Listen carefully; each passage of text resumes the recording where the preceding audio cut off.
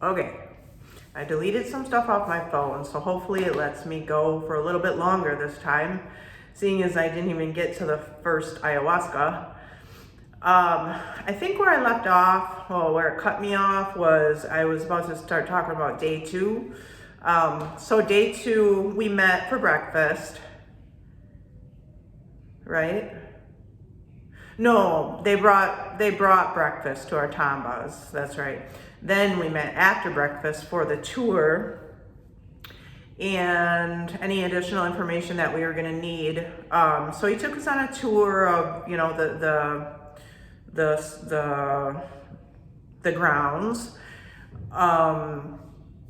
and then he took us on this like little walk in the jungle. Oh my God, it was excruciating. It was like this long, it was probably like a quarter mile downhill. And then we had to cross this river. This is real shallow, like maybe a few inches. I think it was like maybe a runoff from the main river or something. But like there were these boards on going across. They were like maybe about an inch underwater. They were like two by fours essentially, and they were lined up next to each other to make a bridge, maybe about this big. But the problem was you could totally have your footing on, the boards, and then like the person behind you steps on the board that you were on, and then one guy actually did fall in. But this is crazy. Now listen, crossing this river was the only time that I was confronted with spiders. I have a irrational fear of spiders. It's something I'm trying to overcome. But there was, also along with the boards that we were walking on, there was poles that you could grab for balance. Well, one of the poles was covered in spiders. Like this big, the body was like maybe a quarter size of the whole size. So like this big, and then the body like that big, pure white, shiny body, and then black legs. I don't know what kind of spiders they were. They were nasty. And I just made sure not to touch that pole, but I was like, ugh. And then, so I found out then later on that day, upon talking to, we hadn't started our vows of silence yet at this point. So I found out, I was talking to the guy that fell in. I asked him if he got hurt. He said no. But then he had mentioned that he couldn't swim. He had a fear of water. And I thought to myself later, I thought, something about that river, because I faced my fear, one of my fears, spiders. He faced his fear. He fell in the water. I wonder if anyone else faced their fears crossing that river. I bet they did. Okay, so cross the river, and then we had to walk up the other side, quarter mile long, straight up. I had to stop and rest 4 times. I was still heavily vaping at that point, so my lungs were not good. So that was rough, and it was hot. After that, we went back to our tambas and basically just had to keep our, just pass time essentially, till ayahuasca. So at about what I assume was probably like 5 o'clock, because again, no watches allowed. Gaia came and fetched us from our tambas. It's just like crazy to me. Like, just picture people just walking through the woods on their way to this ayahuasca ceremony, we had to bring our bedding because it doesn't make sense for them to have to like provide all this bedding. So we had to bring our sheet, our pillow, and our blanket. So, you just got these people trudging through the woods. I don't know, it's just funny to me, especially as time went on, because then they stopped coming to get us, and we just knew when it was time. So then you'd start to see people trudging through the woods on their way to the ceremony. All right. So I she came and got us, and I was like, ooh, I was a little nervous, but I knew I was ready. So I was just more excited than anything. We got there, we got our assigned beds in the tambas. I have the pictures of that on my camera, so when I get back to the States, I can upload those. But it's basically, so it's called the Maloka. It's this big, huge wooden, hut, essentially, but very tall. And it's circular, maybe about 18 beds, maybe. I'm not sure the exact amount. Maybe more, because there was a bed for the shamans. So there's 2 shamans, and there was a bed for Gaia, and then a bed for Blas, and then a bed for the shaman in training. I think he was the shaman in training. So yeah, maybe like 20 beds. So first, we're all kind of sitting there in anticipation, and Gaia comes and summons me first. I'm like, okay. So she brings me down like to the shower. There's the outdoor shower, the only shower that was there for the whole, place. And then the woman shaman is there stirring this big like tub of plant water material. I'm like, oh, okay, this is ayahuasca. But she only had like a jug, and I'm like, okay, I know enough about ayahuasca to know that I don't have to drink a jug of it. But I was still like, what's going on here? So then, and she didn't speak English, so she summons me to take my clothes off. And at this point, you're just totally putting all your trust into these strangers. So I did. She summoned me to kneel down, and she took the picture of this plant material and she poured over. Well, at first she went, they make a way cooler sound when they do that, but, she poured it over my head, and she proceeded to pour it all over my body until she had gotten my whole body. So I walked back up. I was covered in plant material, but I made no effort to try to get it off. It was all in my hair, everything. I didn't care. I knew it was part of the ritual. And I was sitting there, and I'm like, no one else is getting called down to do this. I'm like, what's going on? Freaking out a little bit. But then, like, as time went on, I noticed people coming back covered in plant material. And I want to mention about that, like, it was really hot. It's hot in the jungle. It's like in the 80s and like 100% humidity. It rains every single day. It downpours every single day. So it was very hot, and I was uncomfortable. But after that plant bath, like, I can't even tell you how refreshed I felt. And at first I thought, well, I just cooled down because I got water poured over me. But no, it was like a whole other sensation of feeling refreshed. It was wonderful.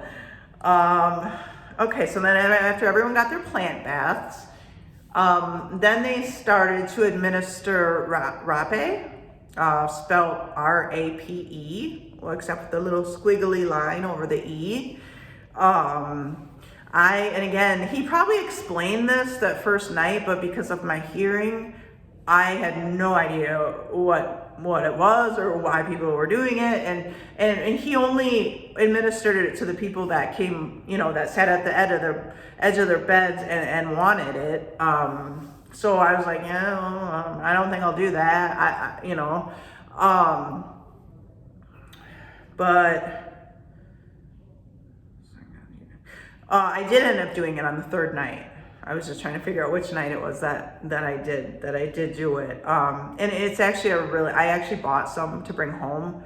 It's totally legal. There's no psychoactive effects, but it really helps you connect with the ayahuasca, and also it's very good for grounding. It's very, very good for meditation. Google it. It's R-A-P-E, rape. Google it. I have a lot actually to bring home because I want to share with anyone that is interested. It has a lot of benefits. Actually, I bought some other natural plant stuff to bring home too, like soaps. That's real good for mosquito bites. Just all this natural shit, because I'm going to be very much more conscious now of the stuff that I put in my body. All right, so everyone got their doses of rape. And then he talked, he said a few words and whatnot. And then he sat with his little table like in front of him, and then each individually we got up and kneeled in front of him and got the ayahuasca. Oh, I forgot to mention too, in this Maloka, there was a fire pit in the middle, and the floor is all sand, like white sand. Like it was fantastic. So the ayahuasca tasted horrible. Like every time I drank it, I almost vomited right there on the spot, because something's tickling my leg. Because yeah, it tastes really bad. So then after we drank the ayahuasca, they blew out all the candles. I knew there's no electricity here. So they blew out all the candles, and we were in pure darkness. For every ceremony, we were in pure darkness. And I think that's mostly like out of respect, because there's a lot of puking going on and crying, and you don't want people to be able to see you. So I'm thinking that's why they do that. But okay, so I sat there and I waited, and I didn't know what to expect, and I'd say probably about 45 minutes went by. By now the shamans had started singing. And I was like, oh man, is this not, because he said, if it doesn't work in 2 hours, you can take more. And I was like, I don't want to have to drink that again, please. So please work. So after about 45 minutes, I started to have visuals. I could tell that he didn't give me a whole lot that first night, which I'm thankful for.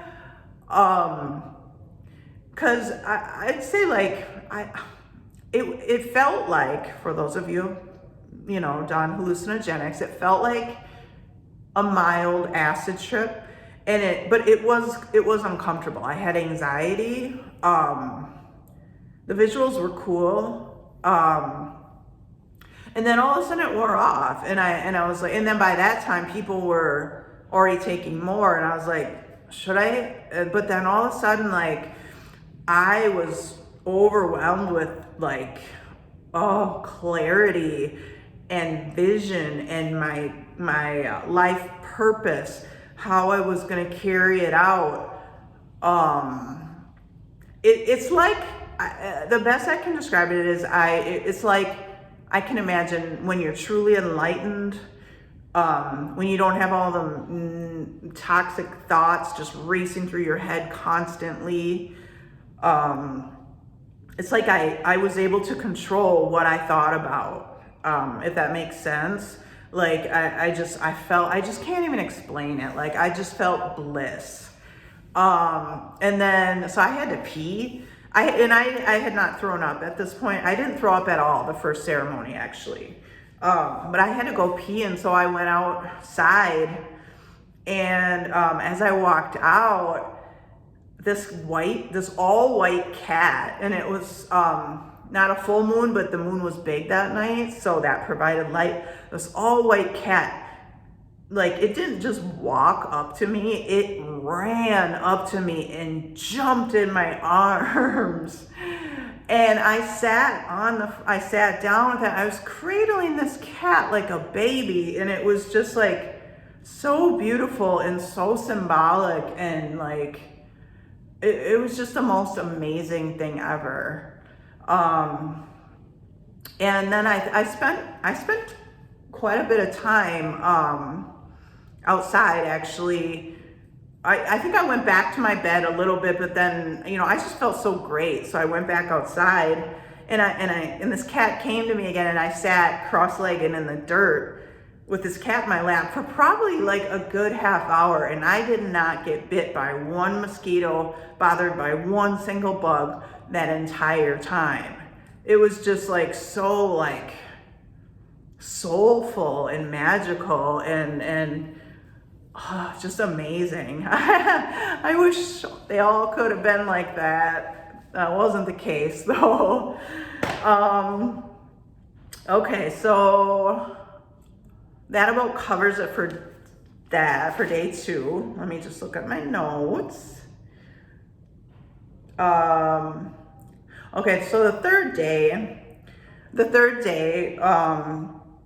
we were going to be administered our plant medicine, not ayahuasca, but we each, depending on what our intentions were, they were choosing a plant. Mine was Ubos, U-B-O-S. So that day, later that night, we were to go to Maloka and get our plant medicine. And something so weird happened that day. Like, there was this leaf, like a big leaf in the jungle that was surrounded by tons of other leaves, but it was waving back and forth all day. And it wasn't windy. There was no other leaves moving around it. The trees weren't moving. It was just this one leaf. And I walked over by it and I'm like, what is causing this thing to move? I couldn't explain it. So I just started waving back to it. Whenever I would happen to look at it and it was waving, I'd wave back at it. And I truly, truly feel like that was nature, that was the plants saying, hello, I'm here, I'm gonna help you. So that was really cool. That morning I walked to where we met the first night because I wanted to complain about how hungry I was, and I wanted to see if they had like a piece of fruit or something I could eat, but diet very strict. So basically he just told me in a very nice way, deal with it, be patient. And so it was at that point I just decided, and he said that there's people there on 40-day fast. So he said, you're not gonna die if you don't eat. So it was at that point that I just decided I was just gonna fast, except for like those few eggs I had. Then I got lost in the jungle on my way back, which I got lost in the jungle probably 6 different times. I saw there was these 2 locals walking on the road, these 2 girls, and I'm trying to communicate. I'm like, Tambas. And so they tell me to go the opposite way that I was supposed to go. And so I walked down this huge hill and had to walk back up. And like I was getting real weak by that point. So, and it was hot, and I was just like, oh my God, it was hard. It was hard. But let me see. Yeah, I think that about covers it for that day. So the 4th day, again, they didn't come for us this time, but they didn't tell us that they weren't coming. So I'm like sitting there like kind of freaking out. I'm like, are we not doing it tonight, or what's going on? But then again, as I mentioned before, I start seeing guys walking through with their bags. Excuse me. So then I just followed suit. So then there we all are back at the Maloka. And we go through the whole process. We didn't have the plant bath anymore. That was just a one-time thing. But we went, so we all, we got our medicine, and they shut the lights off or blew the candles out. And this time my experience was the most painful thing I've ever gone through. And I've had a C-section, I've given vaginal birth. The only thing that was as painful was detox. Detox when I went in December was horrendous. Maybe someday I'll tell you that story, but where was I?